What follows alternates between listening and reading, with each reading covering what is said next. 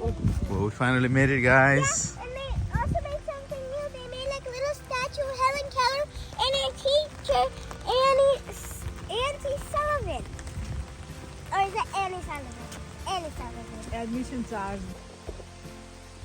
Ivy Green, the family home of Captain Arthur M.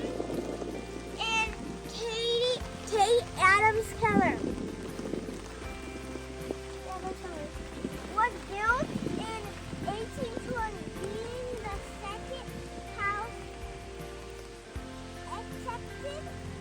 detected in Tuscany. On June 27, 1880 was born America's first lady. Helen Adams Keller. Welcome to Ivy Green. Now, the home was built in 1820 by Helen's grandfather, David Keller. It once stood on 640 acres, but now it's on 10 acres. Oh, so it used to be 640 acres? They were rich. Yeah, they were. Let's see. When you walk around outside, notice the English ivy growing on the home and the trees. Well, that's how the plantation got its name, Ivy Green. Oh, wow. This is Helen's father, Captain Arthur Keller. He was a farmer, a lawyer, a captain in the Confederate Army, and editor and publisher of the local newspaper called the North Alabamian. This is Helen's mother, Kate Adams Keller. Now, she was from Memphis, Tennessee, but also a direct descendant of John Adams and John Quincy Adams. Now, this was Captain Keller's second wife. His first wife, Sarah, died rather early, but they had the two boys, James and Simpson. When you go upstairs, the boys' bedroom is on the right, and Helen's bedroom will be on the left. And that's Helen's real little toddler bed that she slept in. And that's her desk, too, up there. Now, this is Helen at age 8. She was born June 27, 1880, perfectly fine. Then at 19 months old, she got really sick with a high fever. Of course, they didn't have medicines back then. When the fever broke, that's when they discovered that she was definitely blind. Now, this is Helen and her younger sister, Mildred, the one she knocked over in the cradle, as older ladies, of course. And then she had a younger brother, too, Phillips Brooks Keller. I never. Yeah, more on him later. Now, by the time Helen was 5, she was quite spoiled, and she would get frustrated and throw this horrible tantrum, and they would just give her candy. What are they doing? Reinforcing the bad behavior unknowingly, because they didn't know, how to tell her, no, you shouldn't do this, or no, you shouldn't do that. So she would get frustrated and throw these horrible tantrums. Well, Kate, her mom, knew that she must find help for Helen. So through her research and reading books and writing letters to people, she found Alexander Graham Bell. Now, he sent the family to Perkins Institute for the Blind in Boston, whereupon Annie Sullivan at age 20 had just graduated and was looking for a job. So she came here March the 3rd, 1887 to teach Helen. So Helen wasn't quite 7 years old yet even when she came. They paid her $25 a month plus room and board, which means like a place to sleep and food to eat and $25 to spend, which was really pretty good.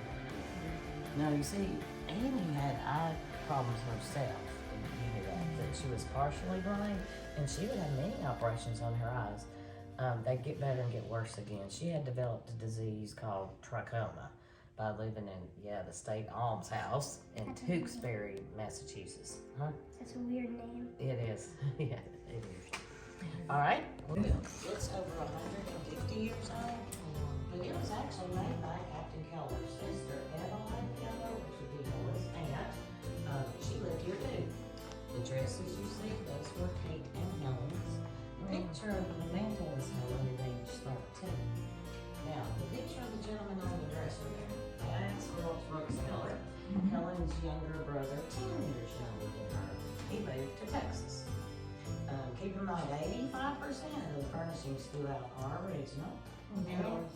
Yeah, some stuff I know for sure, some stuff I don't. I know that's Helen. Yes. At age 7 and a half, I think. Now the oil lamps in here are the original oil lamps. They've just been electrified. The organ is from 1871, and it's been fully restored and is operable. It's a pipe organ. So you have to pump the pedals at the bottom to make the music come out.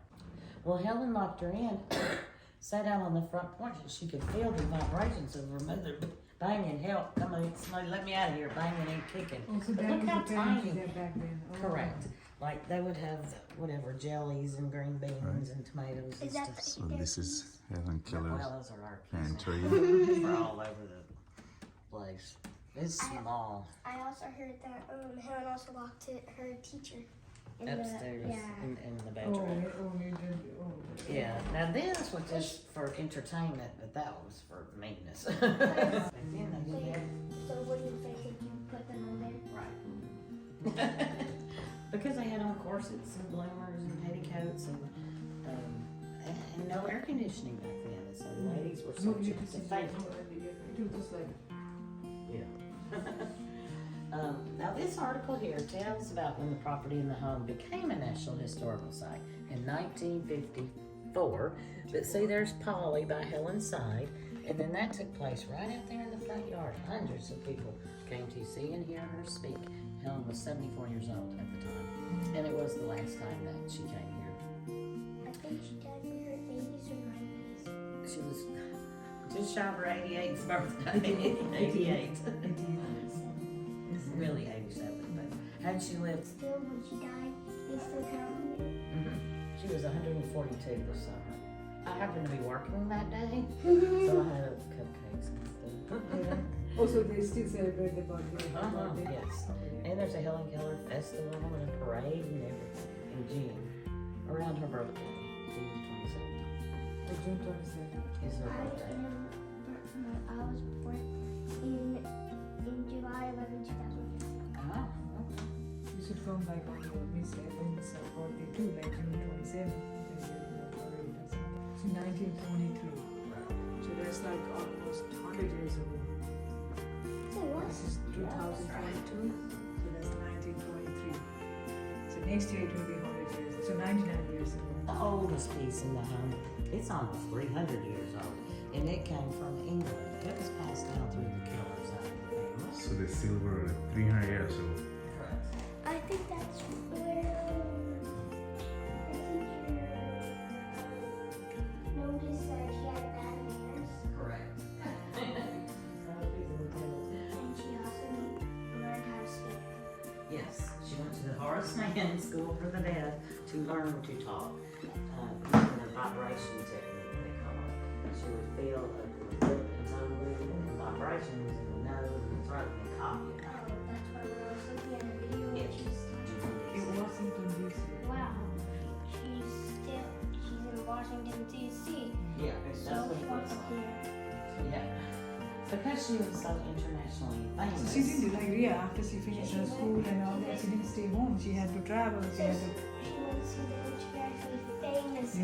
countries, which is Washington D.C., where the presidents live.